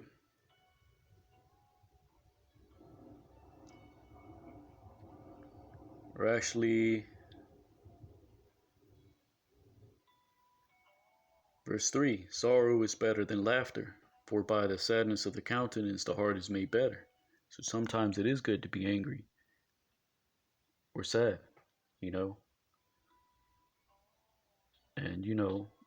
when you're sad, sometimes, it's good, it helps you relieve, some of your, helps express yourself. Because if you're happy all the time, then you're, or you don't feel anything, that's probably not a healthy thing. But it's important not to let sorrow get to you. So you have to know when to have a just weight and just balance. Verse 4, the heart of the wise is in the house of mourning, but the heart of fools is in the house of mirth. So these things aren't just dealing with happy, sad. You have to remember these are dark sayings.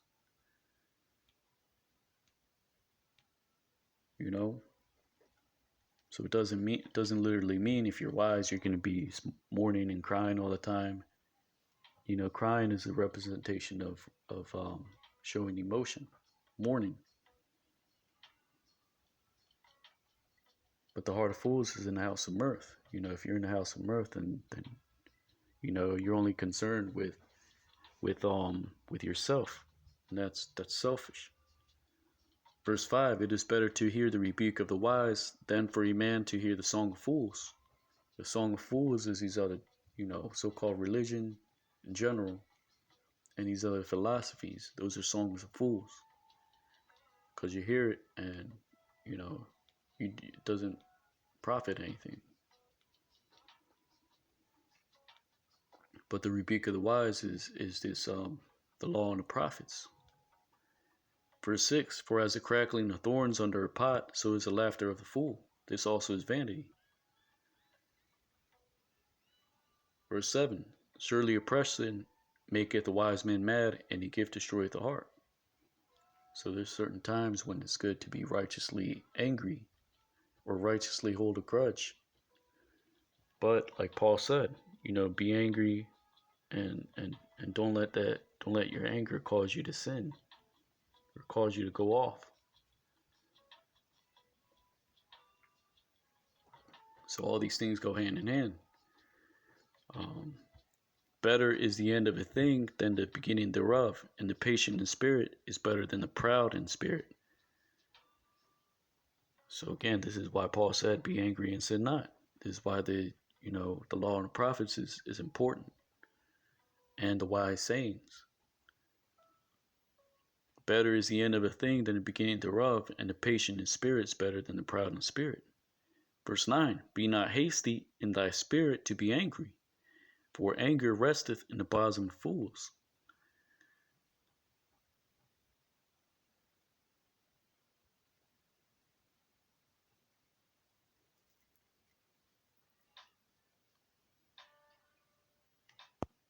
So that's the whole point, you know. And let's go to another precept. 1 Timothy chapter 5 and verse 20. Them that sin rebuke before all, that others may fear. Verse 22, lay hands suddenly on no man, neither be partaker of other men's sins. Meaning, stay away from people's folly. You know, even if, no matter who it is. Keep thyself pure. You know, so don't be defiled by these. That's twofold, you know. Don't be defiled by these other philosophies. And also, you have to keep yourself pure, you know, from foolishness.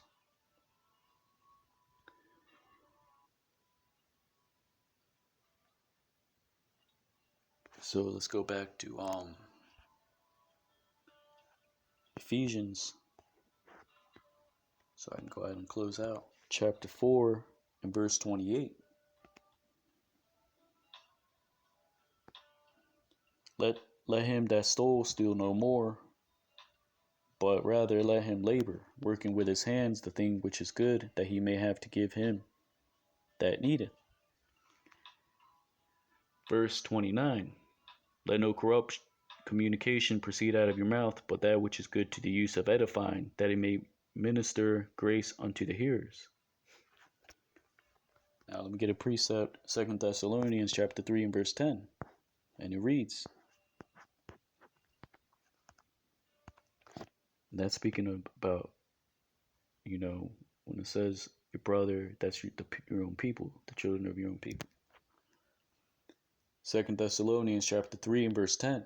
For even when we were with you, this we commanded you, that if any would not work, neither should he eat. So you're not supposed to be lazy in the truth and in worldly matters. You're supposed to stay diligent, always with a fervent spirit. And that's the whole point. When you're angry, you have a fervent spirit. That's righteous in the eyes of the Most High, because you're staying diligent. You're meditating constantly on the law and the scriptures. Some may call it like a, you know, well, some people call it like brainwashing, but with the scriptures, you're brain cleansing. You're cleansing your brain from all these lies that have been taught, you know, by these so-called churches.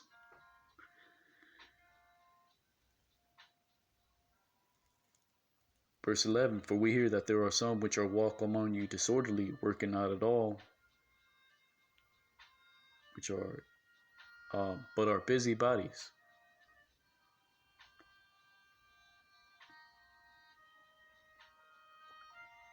So at the end of the day, you know, you got to stay diligent.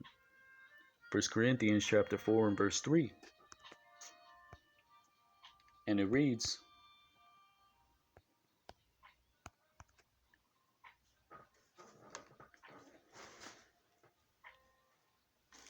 But with me it is a very small thing that I should be judged of you or of man's judgment. Yet I judge not my own self. For I know nothing by myself, yet am I not hereby justified, but he that judges me is the Lord. Salakia, I don't think I got the right precept. Salakia, chapter 14. 1 Corinthians chapter 4 and verse 3. But he that prophesieth speaketh unto men to edification, and exhortation, and comfort. So again,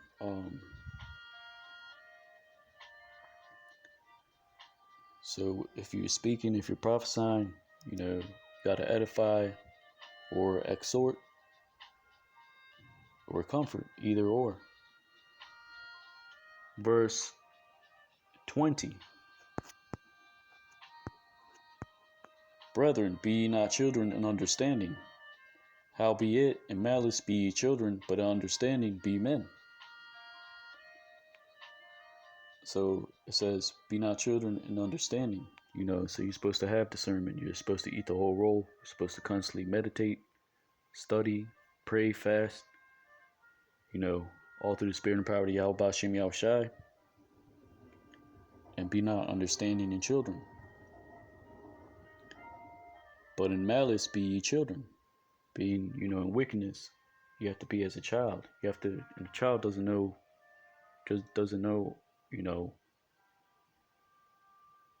for example, a child, is slow to certain things. So, it says, but in understanding be men. So in understanding, you have to, you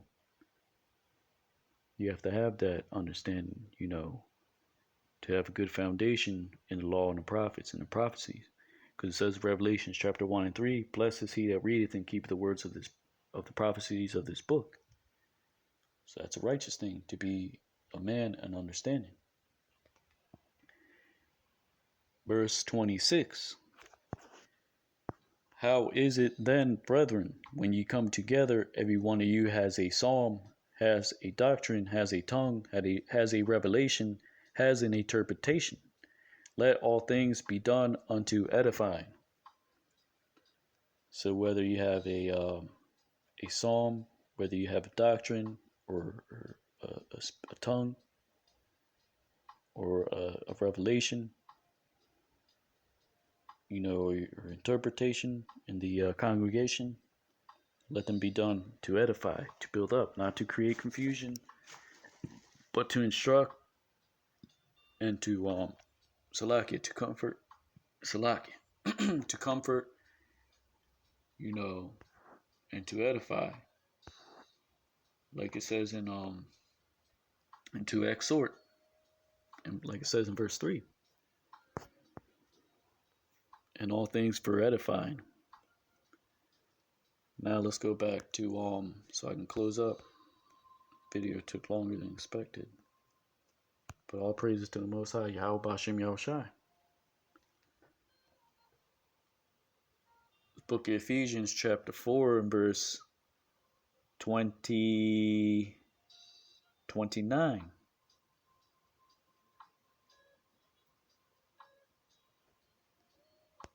And it reads,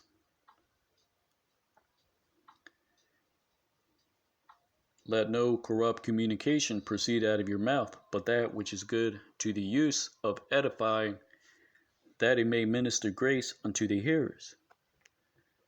Verse 30. And grieve not the Holy Spirit of Yahweh, whereby you are sealed unto the day of redemption. So grieving not the Holy Spirit, meaning, putting off that old man, putting off the former ways. You're not supposed to look back onto those things, because all those things were foolishness. Like Paul said in and deceitful, like he said in verse 22.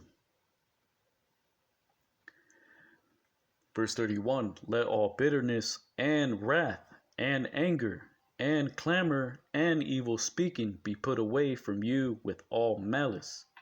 So you have to put away all that bitterness. This is why, literally, you're not supposed to be mourning or sad all the time to be wise. But you have to have that just weight and just balance. And you can't be bitter in this truth. If you deal with tribulation, you just have to take it like a man. And wrath, there's a way to deal with that. You got to be patient.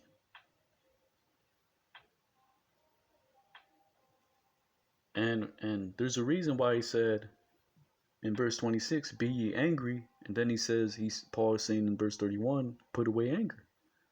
So you're supposed to be angry at oppression. You're supposed to be angry at unrighteousness. But all according to its measure and its time.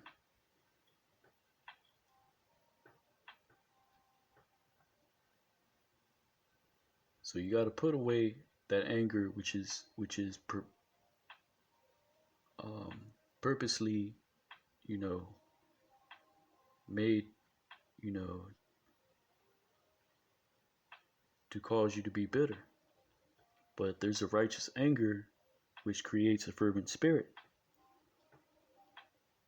and clamor and evil speaking be put away from you with all malice. So, like I read in 1 Corinthians, um, chapter chapter 14, be verse 1 Corinthians 14 and 20. In children be malice, but in men be understanding.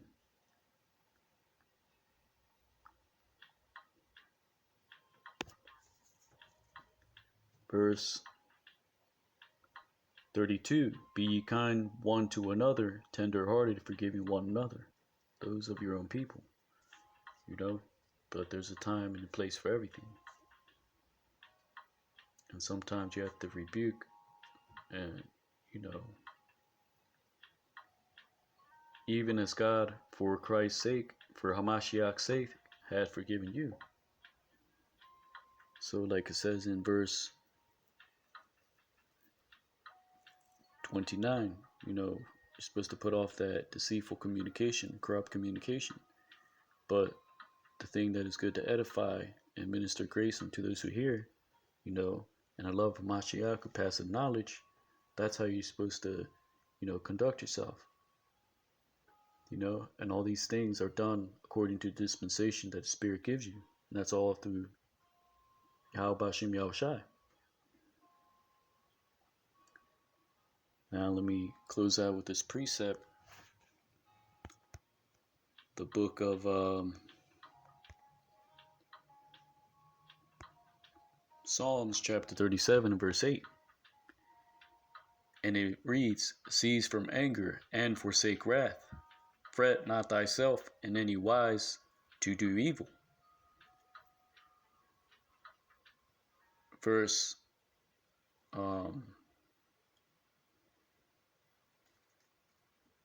10. Actually, let me start from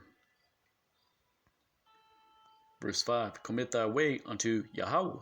Trust also in him, and he shall bring it to pass. Verse 6. And he shall bring forth thy righteousness as the light, and thy judgment as the noonday.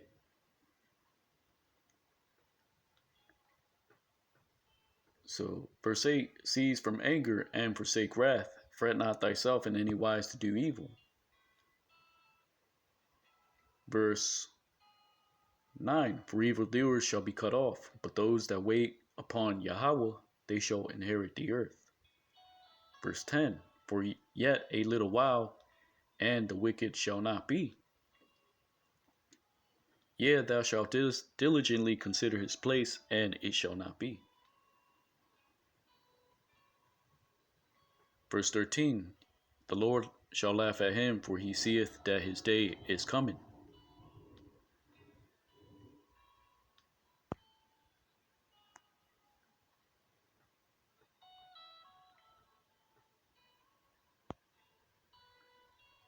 So, let me see, there's another precept in here.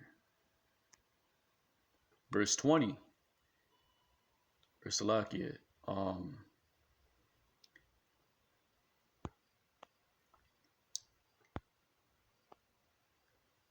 or actually I'll read on down. The wicked have drawn out the sword, and have bent their bow to cast down the poor and needy, and to slay such as be of upright conversation.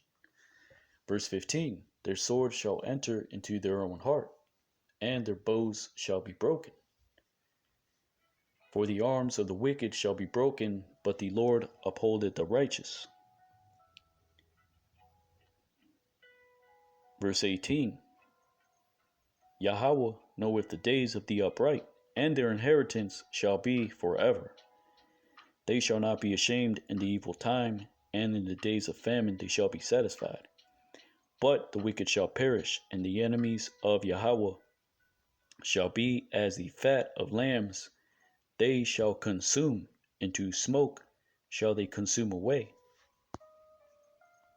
So again, the point is, that last verse, the heathen, which are the wicked, starting with Esau and these other nations, and the wicked of our people, the 2/3, they've been lured into into the into the wedding, and the wedding is furnished, and the great sacrifice in Basra is prepared in Babylon the Great, and they are going to be as the fat of the lambs, which will consume, and they're going to consume away through the ICBM purification.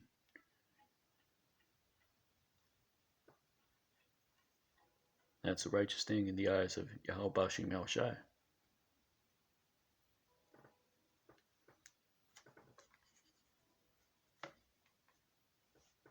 This book of Ephesians chapter 4 breakdown. Hear, O Israel, giving all honor and glory to Yahweh Bashim Yahushai. Kwame Asherallah. Shalom.